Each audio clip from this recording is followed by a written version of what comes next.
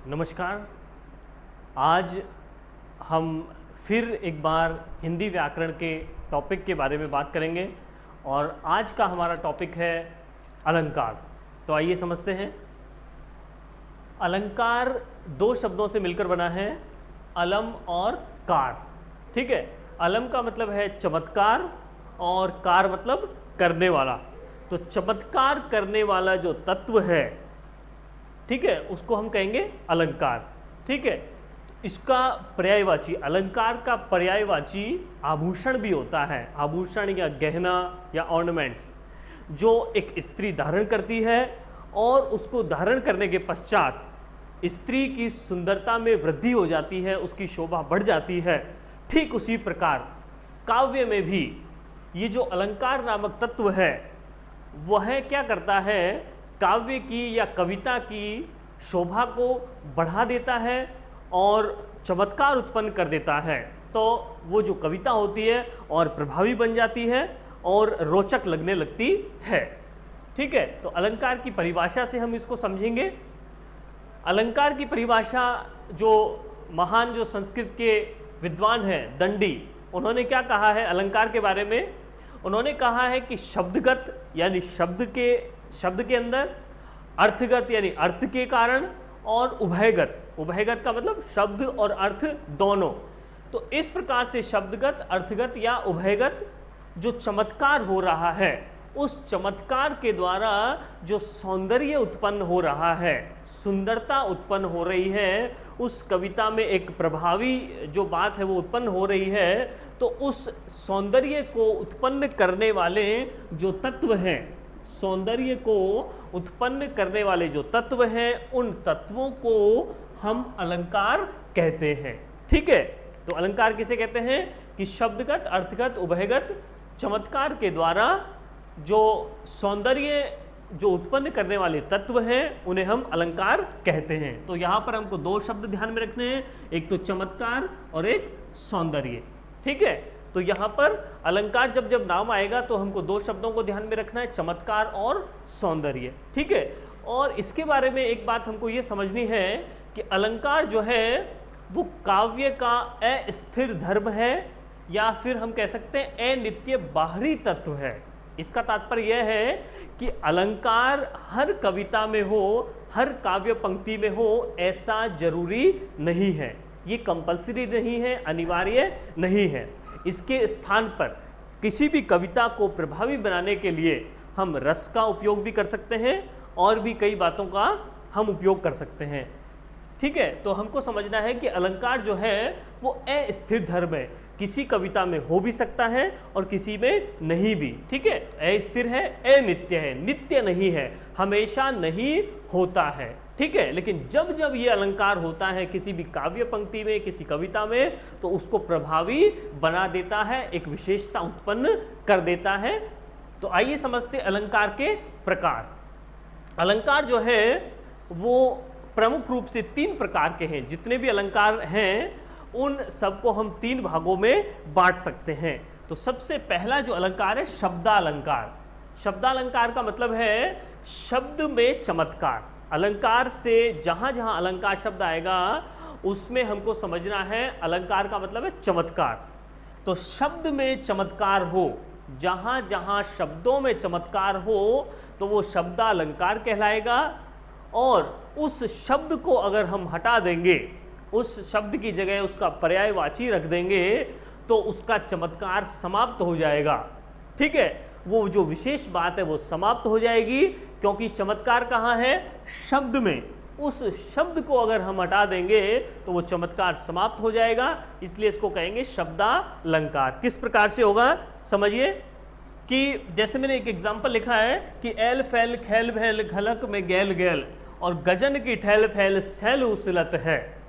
तो ये शिवाजी की सेना का वर्णन किया गया है, किस प्रकार से शिवाजी की सेना जब प्रस्थान करती थी तो किस प्रकार का दृश्य उपस्थित हो जाता था वो बताया गया है। लेकिन यहाँ हमको समझना है कि इसका अर्थ हमें आए या न आए उसे हमको कोई मतलब नहीं है। हमको समझना है शब्दों में चमत्कार, अर्थों का यहाँ बहुत कम रोल है। ठीक है, तो हमको समझना है शब्द। शब्द इस प्रकार से यहाँ रखे गए हैं या लिखे गए हैं कि उसको पढ़ने से, उसको देखने से एक विशेष परिस्थिति उत्पन्न हो जाए, एक विशेष बात हमको लगे। ठीक है, तो वो किसके कारण है? शब्दों के कारण। शब्दों का इस प्रकार से विन्यास है, शब्दों को इस प्रकार से योजना की गई है कि वो हमको पढ़ने में एक विशेष बात लगेगी। ठीक है, तो इस प्रकार से हमको पढ़ने पे लग रहा है कि एल फैल खैल बैल खलक में गैल गैल और गजन की ठैल फैल सैल उसलत है। ठीक है ना, तो इस प्रकार से ये जो शब्दों को रखा गया है उसको पढ़ने से, उसका उच्चारण जब करने से, इस कविता को गाने से एक विशेष बात हमको लगेगी। तो यहाँ पर वो किसके कारण से? शब्दों के कारण से है, इसलिए यहाँ हम शब्दालंकार कहेंगे। ठीक है, इसके बाद में इसका अर्थ क्या हो जाएगा कि शिवाजी की जो सेना है उसके चलने से संसार भर में क्या हो जाता है? संसार की प्रत्येक गली में, ठीक है, एक खलबली मच जाती है। और जो गजन का मतलब है हाथियों के जो मूवमेंट है, उनके चलने फिरने से क्या हो जाता है? पर्वत भी उखड़ने लगते हैं। ये इस पंक्ति का अर्थ है, लेकिन हमें इससे कोई मतलब नहीं है। हमें इसको देखना है कि शब्दों को पढ़ने में किस प्रकार से शब्दों की आवृत्ति हो रही है।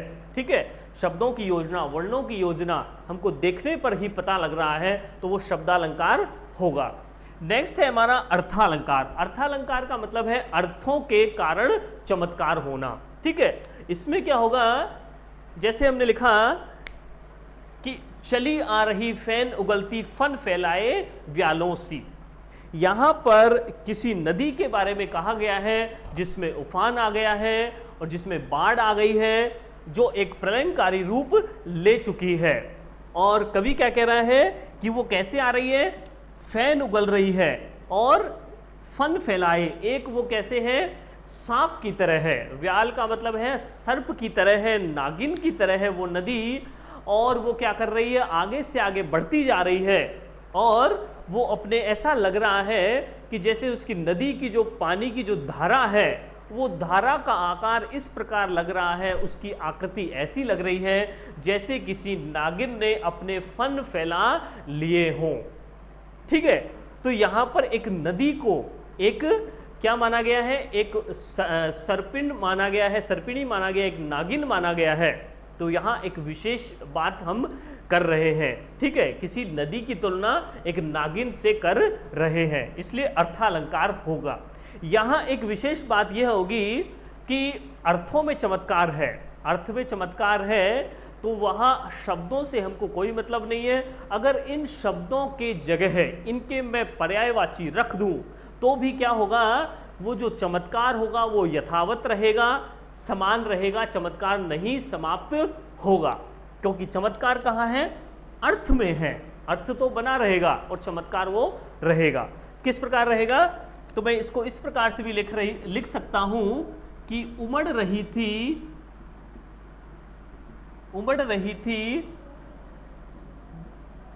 फन फैलाए, उमड़ रही थी फन उठाए सर्पों सी।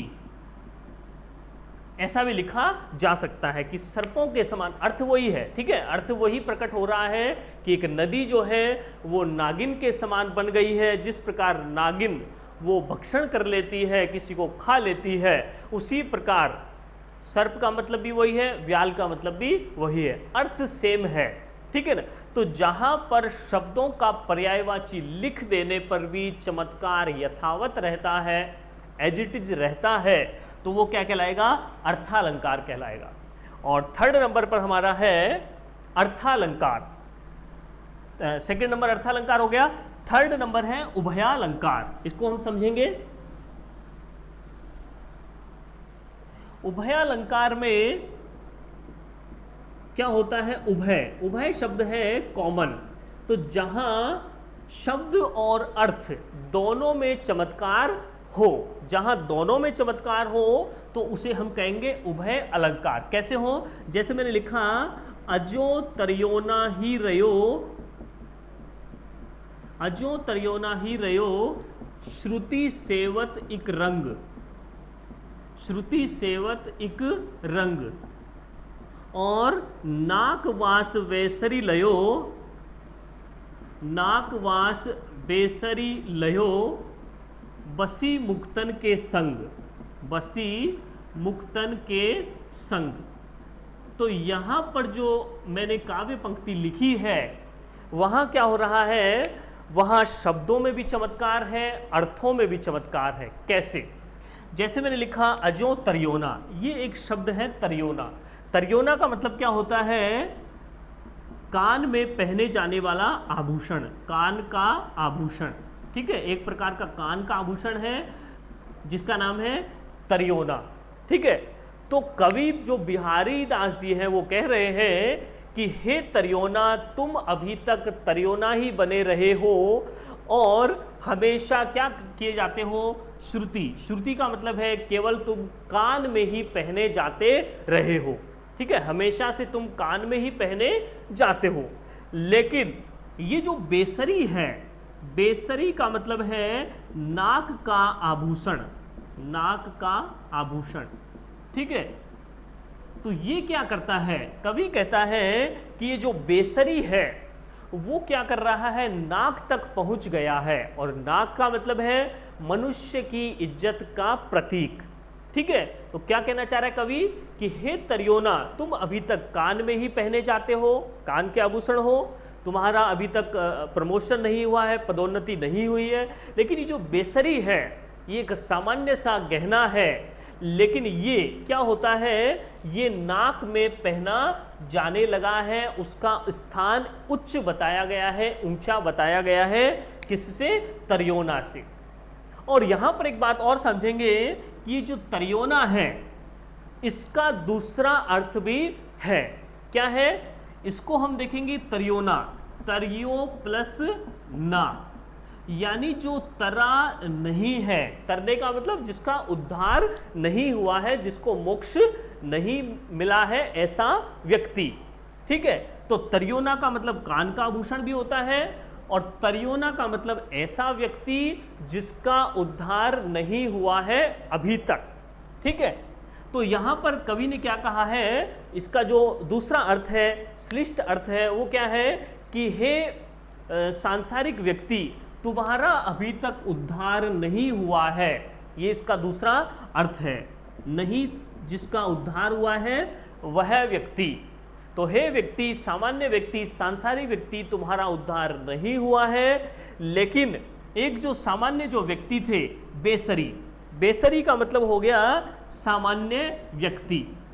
ठीक है, तो वो कह रहा है कि जो सामान्य जो व्यक्ति था वो मुक्त नहीं, मुक्त व्यक्तियों का साथ लेकर वो क्या हो गया है, वो नाक का अधिकारी बन गया है। नाक का मतलब है, नाक का मतलब एक अंग भी होता है हमारा, हमारे शरीर का अंग, और नाक का मतलब होता है स्वर्ग भी होता है। ठीक है, तो जो व्यक्ति था जिसका उद्धार नहीं हुआ है, ठीक है, वो सांसारिक व्यक्ति है।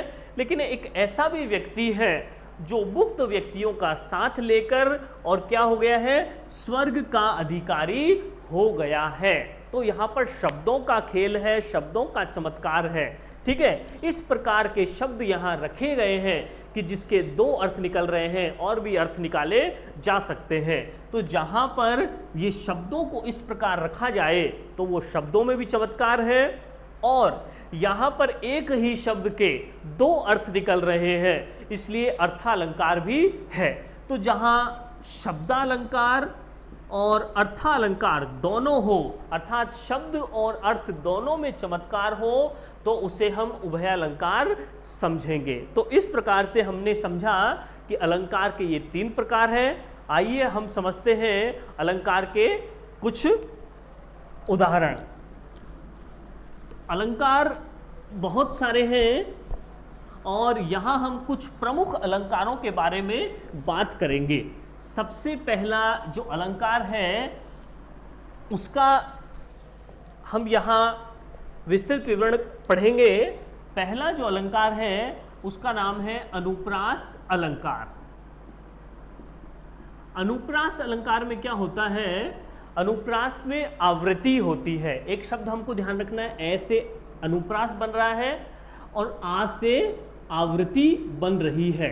आवृत्ति का मतलब है रिपीट होना, बार बार आना, बारंबारता, रिपीट होना या फ्रीक्वेंसी, या ऐसा भी कह सकते हैं दोबारा होना। क्या दोबारा होना? वर्ण दोबारा आना।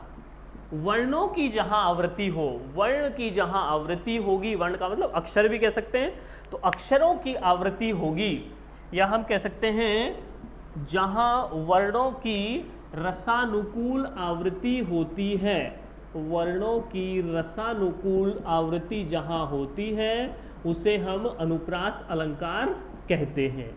कैसे होती है आइए समझते हैं एक उदाहरण के माध्यम से। जैसे मैंने लिखा कि चारु चंद्र की चंचल किरणें, चारु चंद्र की चंचल किरणें खेल रही थी जलथल में, खेल रही थी जलथल में। ठीक है, ये एग्जाम्पल मैंने लिखा, और इस एग्जाम्पल में हमको क्या देखने को मिल रहा है कि शब्दों की योजना इस प्रकार से है कि कुछ जो अक्षर हैं, कुछ जो वर्ण हैं वो रिपीट हो रहे हैं, बार बार आ रहे हैं। ठीक है, जैसे ये रे लिखा हमने, रे आ रहा है बीच बीच में, और ये हमने देखा ले आ रहा है। ठीक है, तो इस प्रकार अक्षर रिपीट हो रहे हैं। तो जहां अक्षर रिपीट होंगे वहां हमारा अनुप्रास अलंकार होगा। इसके प्रमुख रूप से 4 भेद हैं, इसकी 4 भेद हैं। ठीक है, सबसे पहले जो होता है उसका नाम है छेकानुप्रास। ठीक है, छेकानुप्रास जो शब्द है उसमें हम इसको तोड़ेंगे तो पता चलेगा, इसको हम ऐसा भी समझ सकते हैं 6 + 1, तो एक अनुप्रास, या हम कह सकते हैं कि जहां एक बार आवृत्ति हो, कोई भी अक्षर एक बार रिपीट हो। ठीक है, जैसे मैंने लिखा मोहनी मूरत और सांवली सूरत, मोहनी मूरत सांवली सूरत नैना बने विशाल। ठीक है, ये एक काव्य पंक्ति मैंने लिखी, और यहां पर क्या हो रहा है, कोई जो अक्षर है, मान लीजिए मैं अक्षर है, मैं जो वर्ण है वो रिपीट हो रहा है। ठीक है, कितनी बार रिपीट हो रहा है? एक बार रिपीट हो रहा है, एक बार आया है। ठीक है, अगर पूछा जाएगा कि इस पंक्ति में मैं कितनी बार आया है, तो हम कहेंगे उसका उत्तर होगा 2 बार आया है। अगर पूछा जाएगा रिपीट कितनी बार हुआ है, तो रिपीट हुआ है 1 बार। ठीक है, तो हमको देखना है रिपीट कितनी बार हुआ है, दोबारा कितनी बार आया है। ठीक है ना, वो समझना है, उसी को हम कहते हैं आवृत्ति। तो जहां कोई भी अक्षर पूछा जाएगा कि मैं कितनी बार आया है, तो 1 बार रिपीट हुआ है, 1 बार तो आ ही गया, रिपीट 1 बार हुआ है। ठीक है ना, तो जहां 1 बार रिपीट हो कोई अक्षर, ठीक है ना, ये भी मैं भी 1 बार रिपीट हुआ है, और से भी 1 बार रिपीट हुआ है, और बै भी 1 बार रिपीट हुआ है। तो चाहे एक अक्षर रिपीट हो, चाहे बहुत से अक्षर रिपीट हो, 1 बार रिपीट होने चाहिए, तब हम उसे क्या कहेंगे? छेकानुप्रास कहेंगे। दूसरा हमारा जो इसका भेद होगा वो हो जाएगा, दूसरा हमारा हो जाएगा वृत्त्यनुप्रास। वृत्त्यनुप्रास, इसमें क्या होता है? वृत्ति किससे बना है? आवृत्ति से।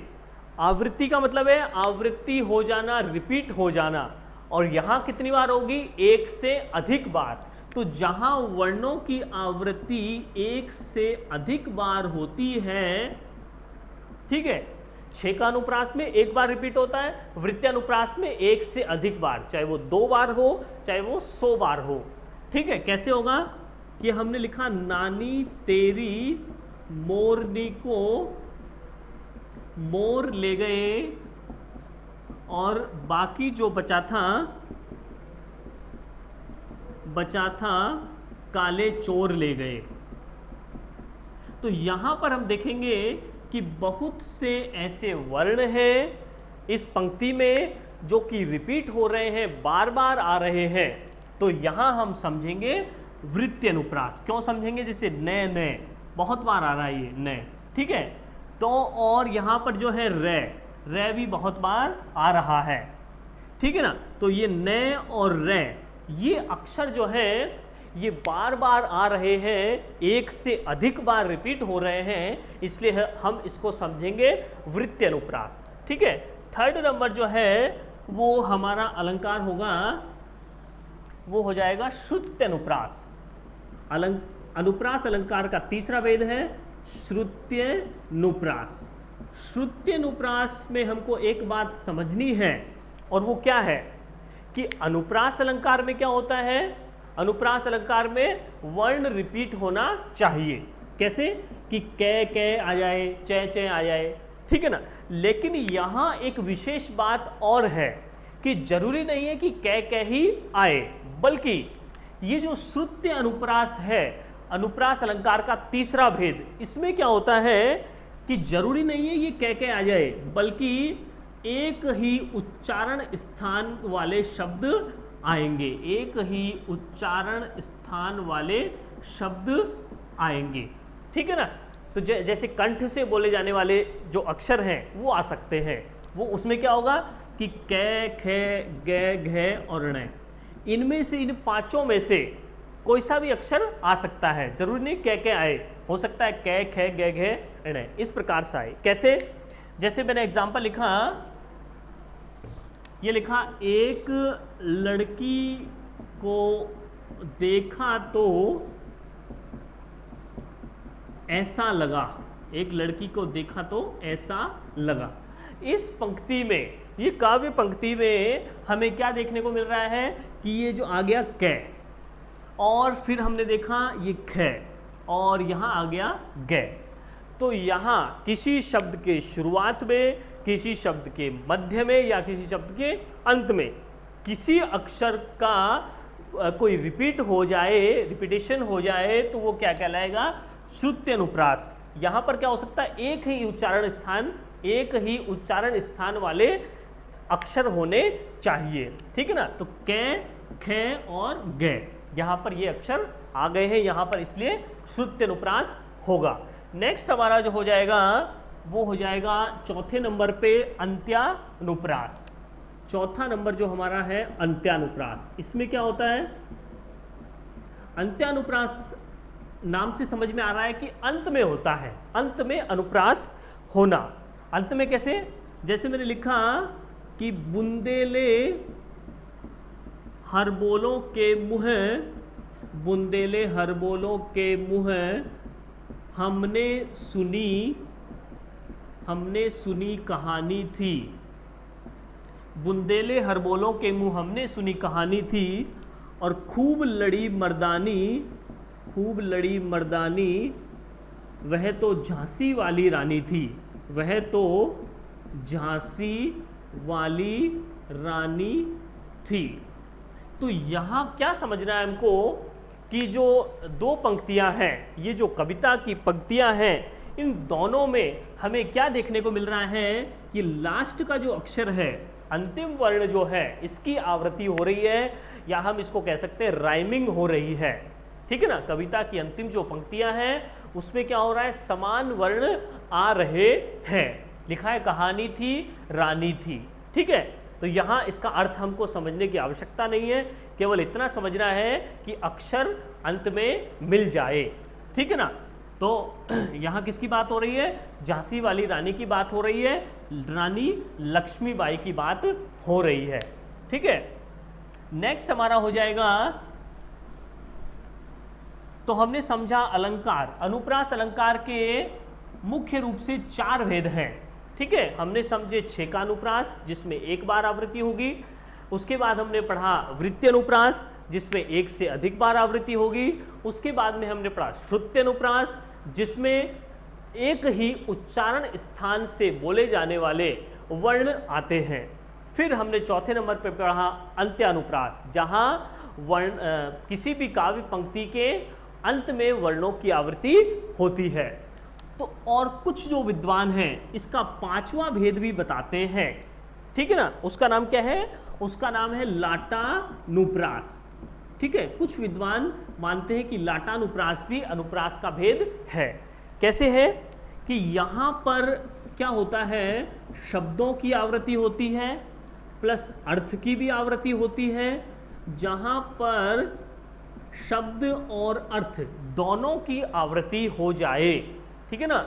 अनुप्रास में क्या होता है, अक्षर की आवृत्ति होती है, लेकिन लाटानुप्रास में पूरे के पूरे शब्द की आवृत्ति होगी, अर्थ भी सेम रहेगा, लेकिन जब हम उसका अन्वय करेंगे तो उसके भावार्थ में भिन्नता होगी। भावार्थ में भिन्नता जहां पाई जाए तो वो कहलाएगा लाटानुप्रास। किस प्रकार से होगी समझिए।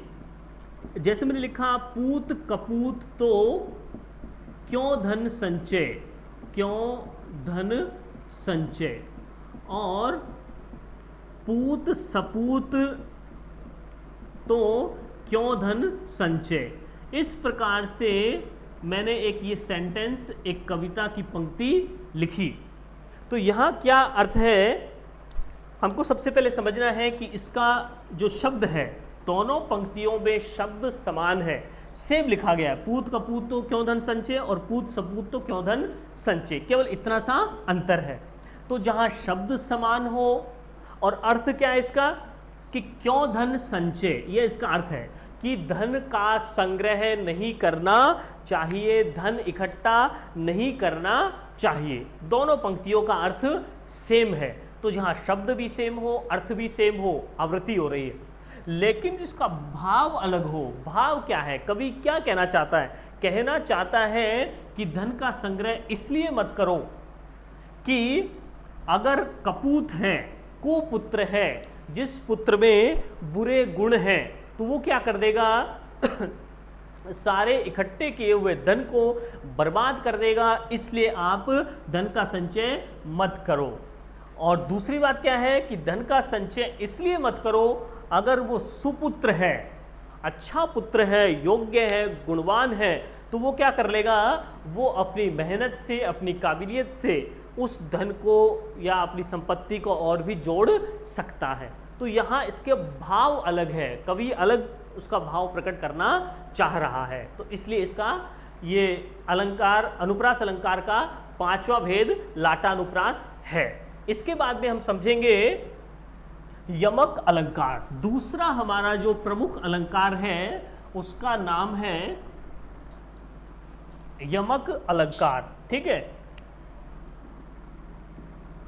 यमक अलंकार में क्या होता है कि यहां शब्दों की आवृत्ति होती है, जहां शब्दों की आवृत्ति हो वहां पर क्या हो जाएगा, वहां पर हो जाएगा यमक अलंकार, ठीक है ना। और शब्दों की आवृत्ति जो होती है वो क्या हो सकती है, सार्थक भी हो सकती है और निरर्थक भी हो सकती है। शब्दों की आवृत्ति या तो जिसका अर्थ निकलेगा या तो जिसका अर्थ नहीं निकलेगा, दो प्रकार से शब्दों की आवृत्ति हो सकती है। तो मेन बात क्या है कि शब्दों की आवृत्ति होनी चाहिए। कैसी होनी चाहिए, जैसे मैंने एग्जाम्पल में लिखा कि कनक कनकते 100 गुनी, कनक कनकते 100 गुनी मादकता अधिकाय, मादकता अधिकाय, ठीक है। या खाए बोराय नर, या खाए बोराय नर, वा पाए बोराय, वा पाए बोराय। तो यहां हमको देखने को मिल रहा है कि कनक और कनक ये दो शब्द हैं।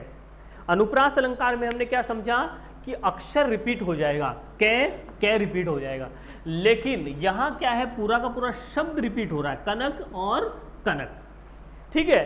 तो यहां पर देखा हमने कि कनक का मतलब क्या हो गया, स्वर्ण, ठीक है। और इस कनक का मतलब, इस कनक का मतलब क्या हो गया, स्वर्ण, और इस कनक का मतलब हो गया धतूरा, ठीक है ना। धतूरा जो है तरबूज के समान एक जो फल है, ठीक है ना, उसके आकार प्रकार का एक जो फल है, और जिसको खाने से क्या होता है, नशा हो सकता है, और ज़्यादा मात्रा में अगर मनुष्य उसका सेवन करे तो वो पागल भी हो सकता है। तो समझते हैं। लेकिन यहाँ पर क्या कहा गया है कि जो कनक है, ये जो धतूरा है, वो क्या करता है, वो क्या करता है, नशा देता है। लेकिन इस धतूरे से ज़्यादा नशा किस पे है? इस कनक में है, सोने में है। सोना, गोल्ड किसी को मिल जाए तो 100 गुनी मादकता है इस सोने के अंदर। कैसे है कि इस धतूरे को खाने से व्यक्ति बोरा जाता है, पागल हो जाता है। कि इस धतूरे को तो खाने से व्यक्ति पागल होता है, लेकिन इस सोने को, किसी के पास सोना चांदी मिल जाए, किसी को धन हीरा जवाहरात मिल जाए तो क्या हो सकता है? वो खुशी के मारे पागल हो जाएगा।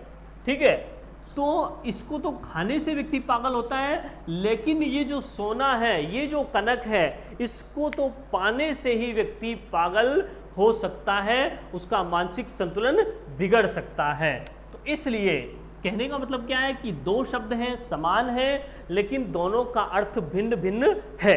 तो जहां शब्दों की आवृत्ति हो, शब्द पूरा आ गया, और जहां अर्थ अलग अलग हो तो वहां क्या कहलाएगा? यमक अलंकार। ठीक है, ये तो क्या हो गई? सार्थक आवृत्ति, दोनों का अर्थ निकल रहा है। लेकिन मैं लिख दूंगा सुखद हो सकती, सुखद हो सकती न उलूक को, सुखद हो सकती न उलूक को, न विशारद शारद की चंद्रिका, शारद की चंद्रिका। तो यहां क्या बताया गया है कि ये जो उलूक है या उल्लू जो है, उल्लू को क्या होता है? अंधेरा पसंद है, रात को दिखता है उसको। ठीक है ना, तो उस उल्लू को सुखद नहीं लगेगी, अच्छी नहीं लगेगी कौन सी? चांदनी जो रात है। ठीक है, पूर्णिमा की या शारद की जो रात है, पूर्णिमा की जो रात है उसको अच्छी नहीं प्रतीत होगी, सुखद नहीं लगेगी। क्यों नहीं लगेगी? क्योंकि उसमें उजाला होगा और उसको उजाला पसंद नहीं है। तो यहां पर दो बार शब्द आ रहा है, शारद और शारद। ये दो बार शब्द है और एक बार का तो अर्थ हमको निकल गया, लेकिन ये जो शारद है दूसरी बार जब आया, ये क्या है? एक्स्ट्रा है, अतिरिक्त है, और इसका कोई अर्थ नहीं है, ये निरर्थक है। ठीक है ना, तो निरर्थक ये शब्द की आवृत्ति है। शब्द तो दो बार आ गया, शारद और शारद, लेकिन यहां ये शब्द क्या है? निरर्थक है, इसका कोई मीनिंग नहीं है, केवल सौंदर्य सृजन के लिए, अच्छा लगने के लिए यहां इस शब्द को रखा गया है। तो चाहे सार्थक रूप से आवृत्ति हो, ठीक है, या फिर निरर्थक रूप से आवृत्ति हो, अगर आवृत्ति होती है किसी भी शब्द की, शब्द रिपीट होता है, तो वो यमक अलंकार कहलाएगा। और आगे हम समझेंगे कि इसके दो भेद हैं। ठीक है, यमक अलंकार के दो भेद हैं। फर्स्ट नंबर हो जाएगा अभंग यमक। फर्स्ट नंबर हो जाएगा अभंग यमक। अभंग में क्या होता है कि भंग नहीं होना। भंग का मतलब टूटना। तो जहां बिना तोड़े ही कोई चमत्कार निकल जाए तो वो क्या कहलाएगा? अभंग यमक। कैसे कहलाएगा? जैसे मैंने लिखा, काली घटा का घमंड घटा, काली घटा का घमंड और घटा, काली घटा का घमंड घटा। ठीक है, तो यहां शब्द आ गया दो बार, घटा और घटा। ठीक है, शब्दों की आवृत्ति हो गई है।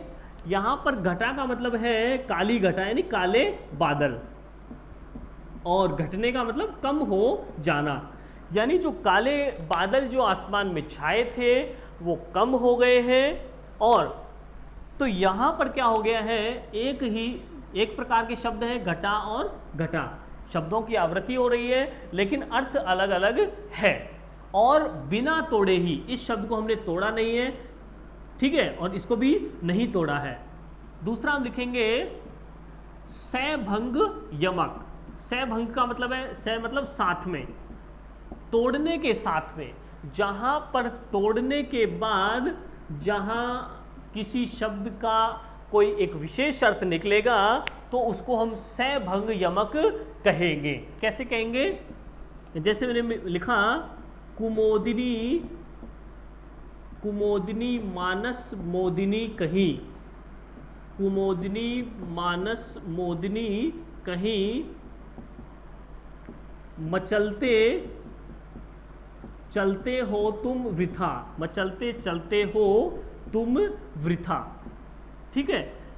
यहां पर ये जो शब्द हमको देखने को मिल रहा है कि कुमोदिनी, कु और मोदिनी, यहां पर भी लिखा है मोदिनी।